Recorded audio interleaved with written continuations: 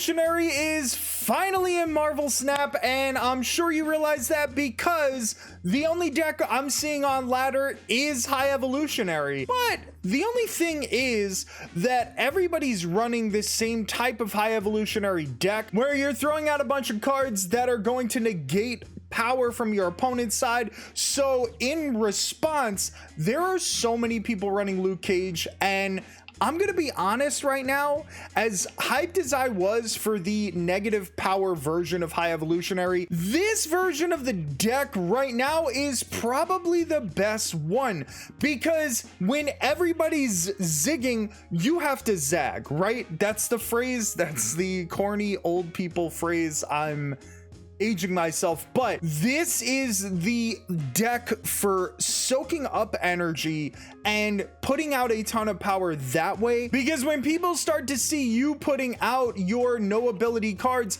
they're expecting that they need to drop their Luke Cage and they need to do all these different things.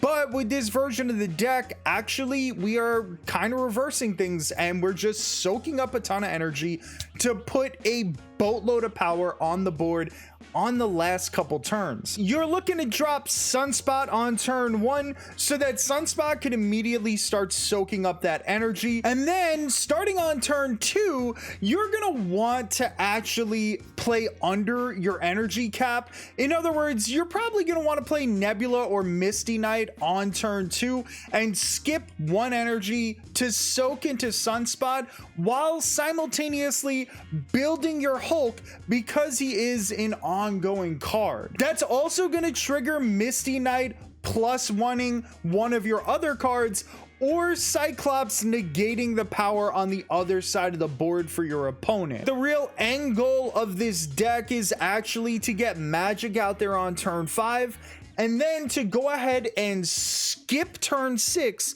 so that you can gain 6 power with Sunspot and drop Hulk and She-Hulk or Infinite and She-Hulk on that last turn. This deck does a lot of really good work without having to skip that turn 6. It's just really nice to have the option of dropping Infinite and She-Hulk at the same time, or Hulk and She-Hulk, which by using this deck, Hulk ends up being 18 or 20 power a lot of the time. It's really impressive how much power you can drop there on turn 7. And there's not a ton of people that are using location changing cards like Scarlet Witch or Storm or whatever to ruin your time with Limbo. So I'm gonna take you into some gameplay so that I could show you my mindset and exactly how I'm handling each turn. If you're enjoying the content, please give it a thumbs up, subscribe to the channel, and let me know in the comment section, how do you feel about High Evolutionary? All right, so we're going into our first game, and we got the dope High Evolutionary animation, and we drew Sunspot. Turn 1, we got Sunspot, Misty, Nebula, and Luke Cage. Those are all really solid turn 1 draws. The only slight issue is that we don't have any of the big cards yet, so we're hoping that we could pull them off, you know. Hopefully we can draw them. There goes Sunspot. We got a couple Raptors, not particularly amazing, especially since we don't know what the third location is going to be. Everything's going to be moving because of Bifrost, but I'm playing Misty Knight here. Misty Knight is going to allow Sunspot to soak 1 energy, and she's going to boost up the Raptors. I mean, not particularly bad, you know. We don't really mind that. We're in a very interesting spot. We're in a very interesting spot. We can just drop Nebula here. Everything's gonna get moved over there on turn 4. So if, yeah, I don't know if that means he's got Storm. It could mean he's got Storm. Either way, we're kind of okay with that, you know.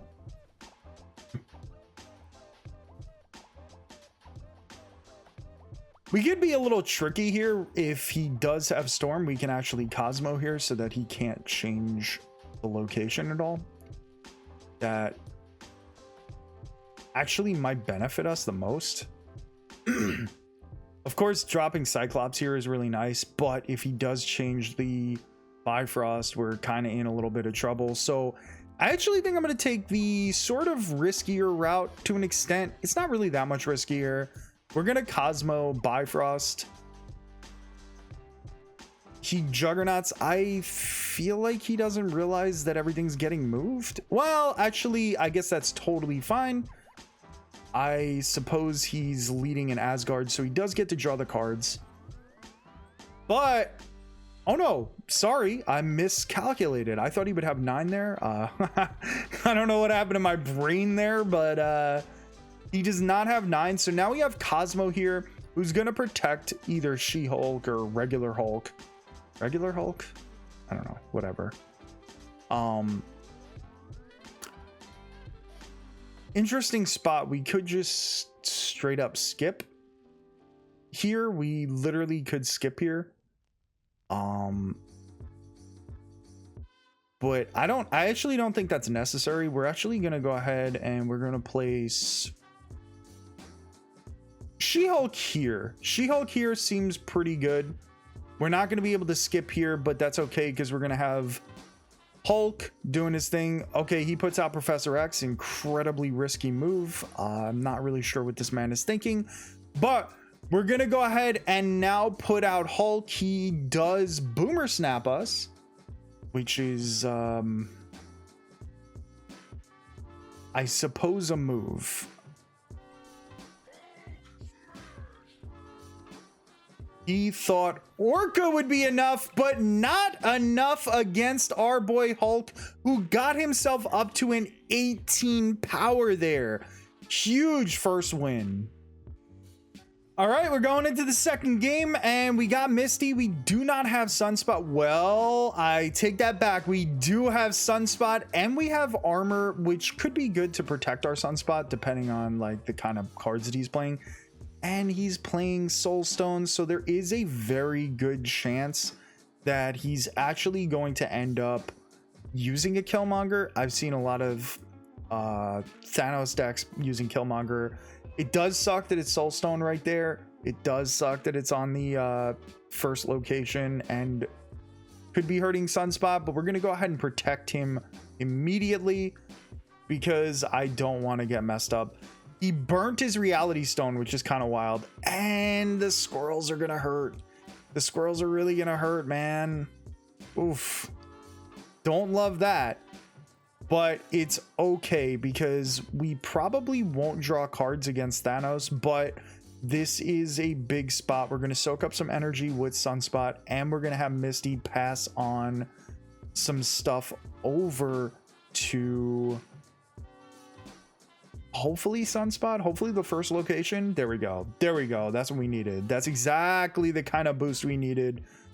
Wave is very, very interesting because we're just going to go ahead and magic Asgard right away. He already burnt his Reality Stone. We don't want him drawing more cards. He's going to draw a lot because of Thanos anyway.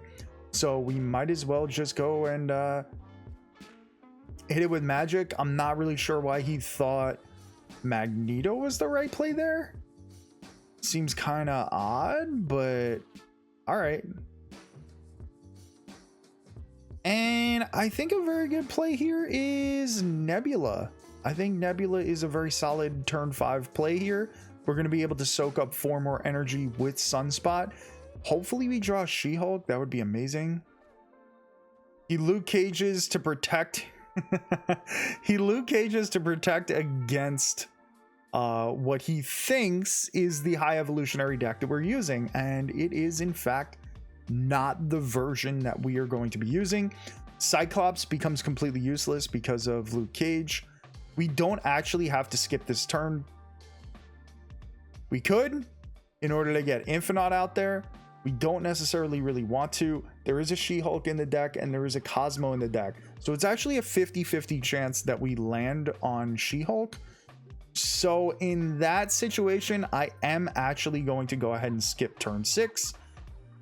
He is playing out everything really quick. And just like that, we almost have enough to win Hell's Kitchen. And we drew the She-Hulk. So we are actually just going to crush this man's soul right now. I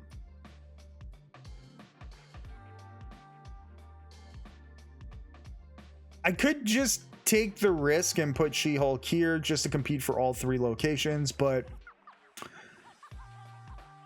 I think the safer play is just playing out She-Hulk over here. Yep, we wouldn't have been competing over there, and we guaranteed ourselves the win on the left. Boom! Misty would have saved us and made sure we won on the left anyway, but what a... See what I'm saying? This deck really works out as long as they don't kill Limbo, which... This man burned his reality stone really early. I always give the advice, don't use your reality stone right away. If you're a Thanos deck, you never know when it's going to come in handy. Magic is going to make a resurgence with this High Evolutionary, and you don't want to be killing your reality stone early. All right, folks, let's get in one last gameplay game, and we don't have any of our low drops yet, but we do have Hulk and Infinite, and look at that. Look at that. Mention a lack of small drops and you get Sunspot. That's how you got to do it, folks.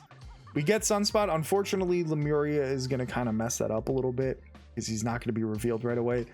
But I think it's fine. Elysium, interesting location. Probably better for our opponent, though, because we don't have a ton of smaller cards to go. But we do have Sunspot here. He gives the Spider-Man point. We got to give it back to him. It's our buddy Leroy. We face him all the time.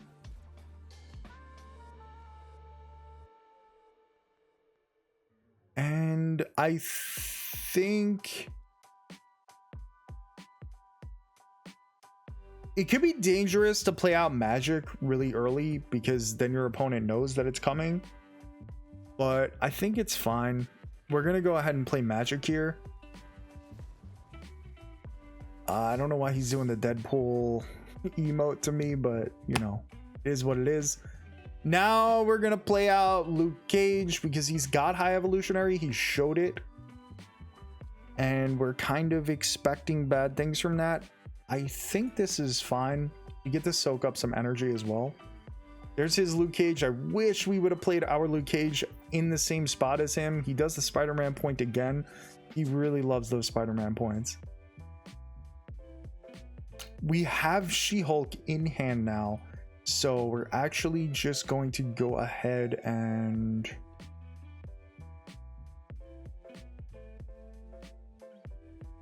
play Misty and not play anything else, or we could play She-Hulk out. I think Misty is good here because I think there's a good chance we're skipping 6 so that we could play Infinite.